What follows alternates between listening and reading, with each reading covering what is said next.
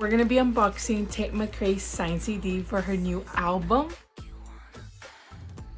And it looks like this. Here's the back. I really need to get more into her music. There is one of her songs that's super annoying. It's not in this album, but that one song really triggered me to not liking her, to not even try to listen to her music or anything. So I am a fan now, and I know I might get a lot of hate. Here is the first look to the CD. Now, I do not know if this is her actual signature or not, but it looks like this. There has been some crazy ones out in social media. I always give you a quick look on the booklet.